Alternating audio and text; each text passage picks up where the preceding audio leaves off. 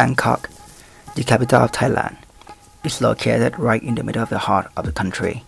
It serves the purpose of its existence by being the flagship of all development in this country.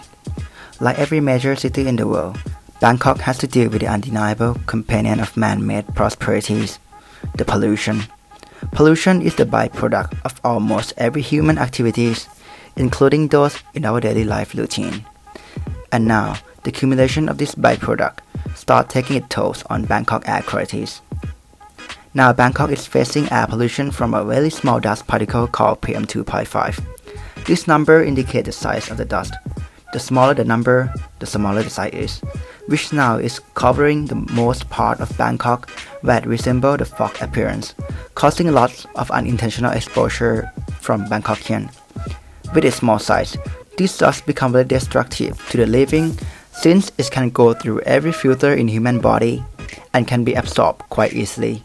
The effect of the exposure is a reduction in body antioxidant, increasing the inflammatory gene, the increase in heart attack rate and respiration malfunction in those with cardiovascular disease and respiratory disease, respectively, and in long term, it could be a trigger for respiratory-related cancer.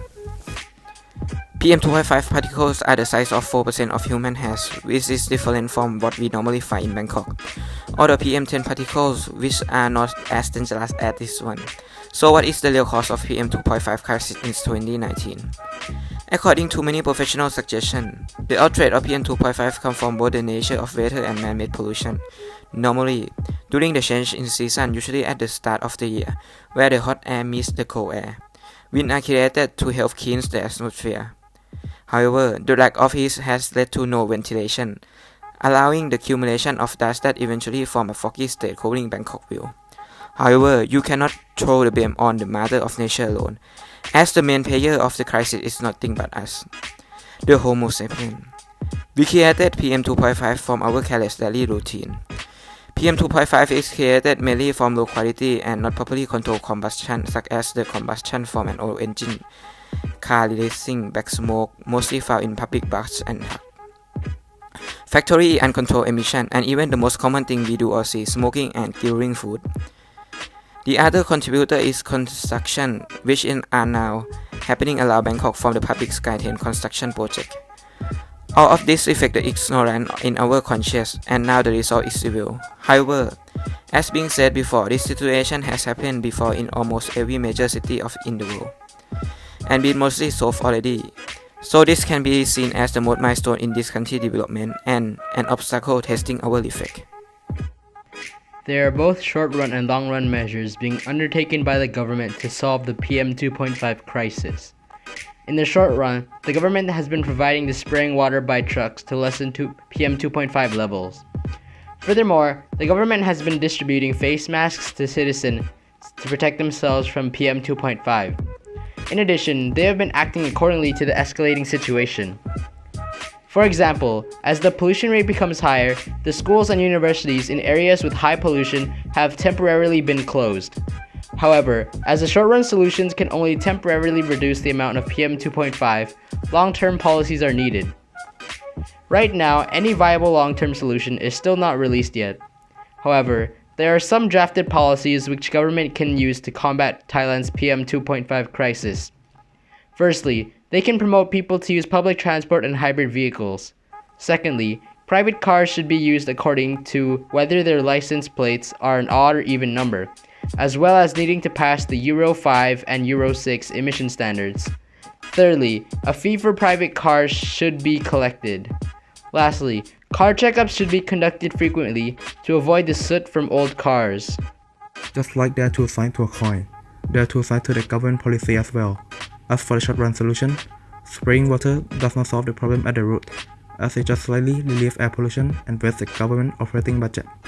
In addition, the government has not accounted for the increased demand for face masks, leading to a shortage in this market.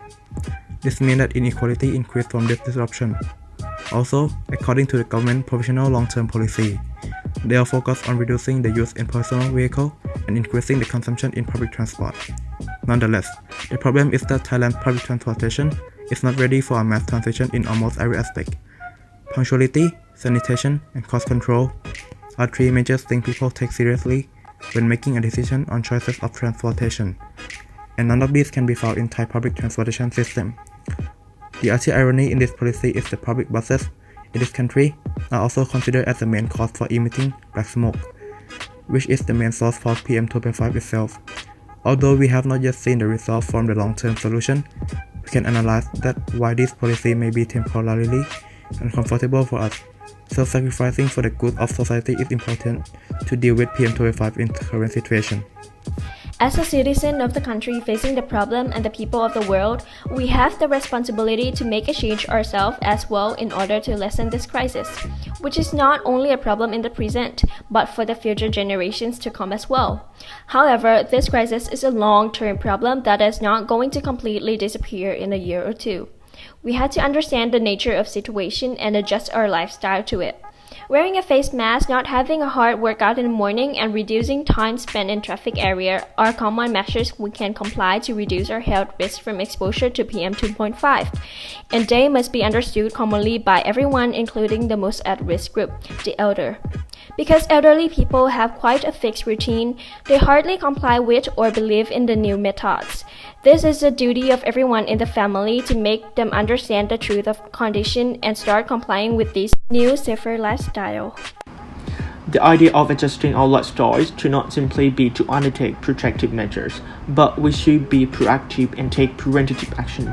Under the idea of sustainability, the compromise must not be made in favor of us to reduce the quality of our children's lives. Hence, a number of practices must be implemented by us.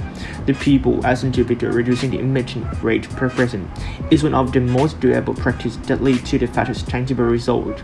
This can be done mainly from the reduction in the use of personal cars, by limiting driving by carpooling, using public transportation, biking or walking. Furthermore, avoiding the use of anything that requires burning process of consumption and management of the war, such as plastic bag, wood fireplace, gas logs, and even candles or incense would help lessen the amount of pollution too. However, reducing is not the only way. Maintaining the condition of resources we have is just as important. For example, regular core checks can be done regularly to prevent black smoke and extend its natural friendly lifespan. These are some ideas of practices that can reduce the PM2.5 crisis, but all of this will be in vain if people don't start doing it seriously.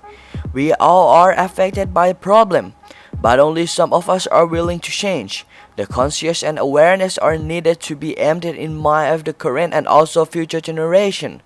The knowledge must be distributed, because after all, people are only going to do what they believe. All of these solutions are just temporary getaway. The real solution started its process when everyone is aware of the importance of our environment and the steps necessary to preserve it.